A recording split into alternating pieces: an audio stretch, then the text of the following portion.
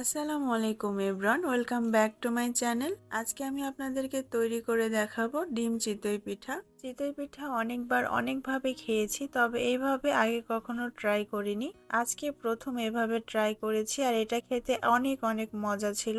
ডিমের কুসুম এবং গরুর মাংসের সাথে যখন চিতই পিঠা খাবেন আর খাবার সময় যখন ধনিয়া পাতাটা মুখে পড়বে, জাস্ট ওয়াও একটা ফিল হবে। পিঠা তৈরি করার জন্য প্রথমেই ধুলা করে নিব। এখন অনেকের মনে প্রশ্ন আসতে পারে, ধুলা জিনিসটা কি? আমাদের রাজশাহী অঞ্চলে এটাকে ধুলা বলে। এইভাবে পিঠা করলে পিঠাটা অনেক বেশি সফট হয়, ঠান্ডা হয়ে যাওয়ার পরও পিঠাটা সফট থাকে। ধুলা করার জন্য 1/4 কাপ চালের গুঁড়া নিয়ে নিলাম। এখন 1 কাপ পানি দিয়ে পানির সঙ্গে চালের গুঁড়াটা খুব ভালোভাবে মিশিয়ে নিব। আর চুলাটা কিন্তু এ পর্যায়ে বন্ধ আছে, আমি চুলাটা এখনো জ্বালাইনি। খুব ভালোভাবে মিশিয়ে নিয়েছি, এখন চুলাটা জ্বালিয়ে দিচ্ছি। অনবরত নেড়ে চেড়ে ধুলাটা তৈরি করে নিতে হবে, নাড়াচাড়া বন্ধ করা যাবে না।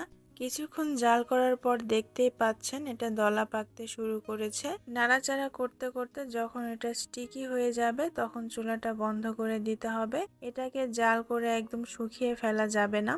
এবার পিঠার ব্যাটার তৈরি করব, সেই জন্য একটা বোলের মধ্যে শুকনো চালের গুঁড়া নিয়ে নিচ্ছি 2 কাপ। এখন অল্প অল্প করে কুসুম গরম পানি দিব এবং মেশাতে থাকবো। চিতই পিঠার ব্যাটার তৈরি করার জন্য কুসুম গরম পানি ব্যবহার করতে হবে। পানিটা এমন গরম হতে হবে যেন একটা আঙুল ডিপ করলে কিছুক্ষণ ধরে রাখতে পারেন। পানি একবারে ঢেলে দেওয়া যাবে না, তাহলে মিশ্রণের মধ্যে যে আঠালো একটা ভাব সেটা আসবে না। অল্প অল্প করে পানি দিতে হবে এবং মাখাতে হবে, তাহলে মিশ্রণের মধ্যে একটা আঠালো ভাব আসবে। আর সে কারণে চিতই পিঠাটা অনেক বেশি ফুলকো হবে এবং ছিদ্রযুক্ত হবে।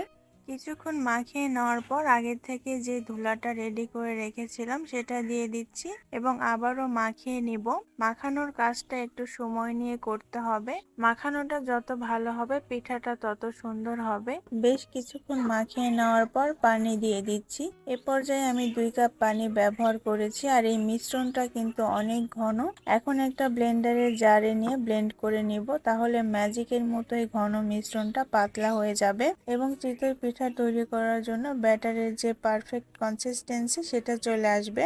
ব্লেন্ডারে জার ধুয়ে 1/2 কাপের মতো পানি দিয়ে দিচ্ছি, অর্থাৎ 2 কাপ শুকনো চালের গুঁড়ার জন্য টোটাল 2.5 কাপ পানি ব্যবহার করেছি। তবে শুকনো চালের গুঁড়ার পরিবর্তে ভিজা চালের গুঁড়া ব্যবহার করলে সেই ক্ষেত্রে পানির পরিমাণটা সামান্য একটু কম লাগবে। এখন স্বাদ মতো লবণ দিয়ে দিচ্ছি এবং মিশিয়ে নিচ্ছি। ব্যাটারের কনসিস্টেন্সি কেমন হবে সেটা আমি আপনাদেরকে একটু কাছ থেকে দেখিয়ে দিচ্ছি। এবার 1/2 চা চামচের মতো বেকিং পাউডার দিয়ে দিচ্ছি।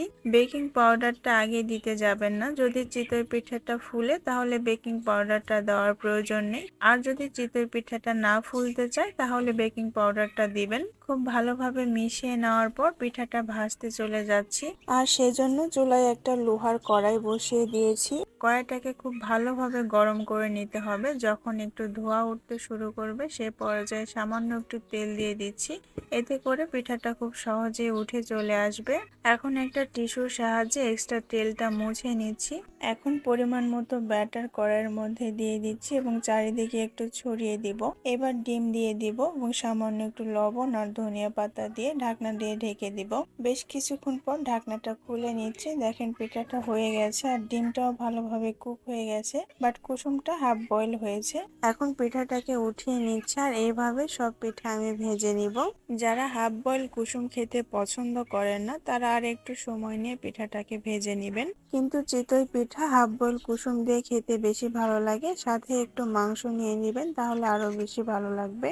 আজ তাহলে এখানেই বিদায় নিচ্ছি। শীঘ্রই দেখা হবে নতুন কোনো রান্নার রেসিপি নিয়ে। সে পর্যন্ত লাইক, কমেন্ট এন্ড সাবস্ক্রাইব করে রেসিপি বাই আনাবিয়ার সঙ্গেই থাকবেন। নতুন ভিডিওর আপডেট পেতে পাশে থাকা বেল বাটনটি ক্লিক করে রাখবেন। দেখা হবে পরের ভিডিওতে। আল্লাহ হাফেজ।